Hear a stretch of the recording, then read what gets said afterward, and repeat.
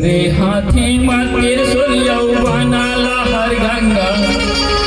माथे मां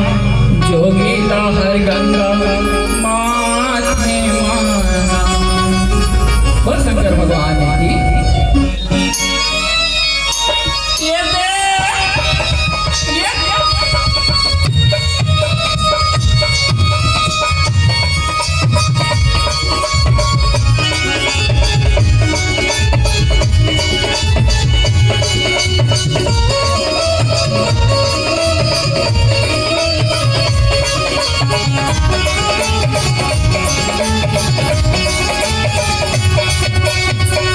हाथे माथे सूर्य बनाला हर गंगा माथे जोगीला हर गंगा माथे हाथे माथे सूर्य बनाला हर गंगा माथे जोगीला हर गंगा हाथे माथे सूर्य बनाला हर गंगा माथे जोगीला हर गंगा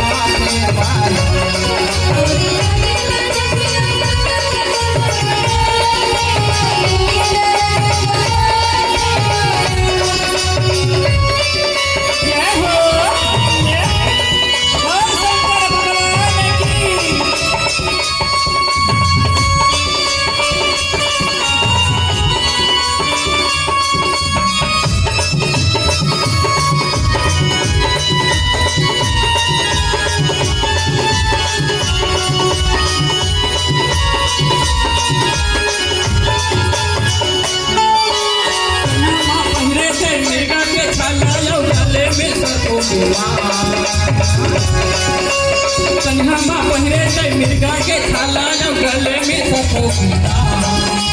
सुरमा बजाएगा राजा से हमें सुरमा बजाएगा दादा में राजा से हमें सवारी हमें भगत पतोरे पुजारी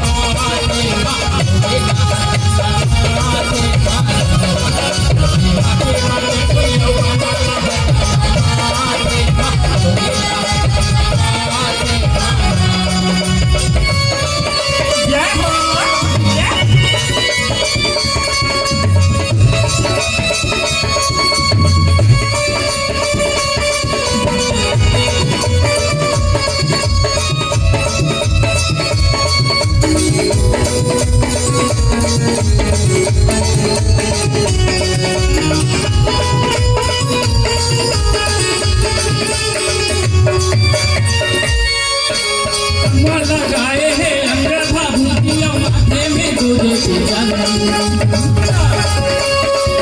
लगाए हैं अंगूठा भूतिया माथे में दूजे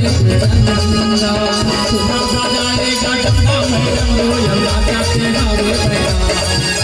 सुरमा बजाएगा डंडा मैडम राजा से हवे करे सवारी हवे पुजारी भवानी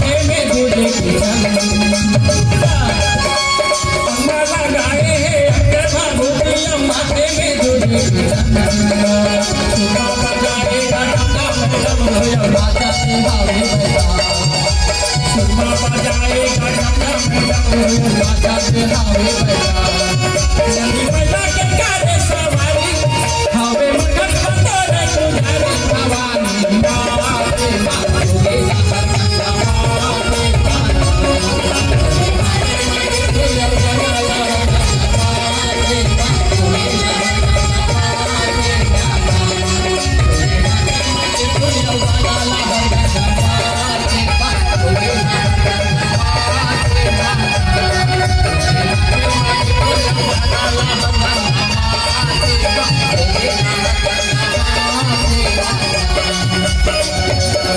वो शंकर भगवान की जय तोरे हाथे में त्रिशूल यौवना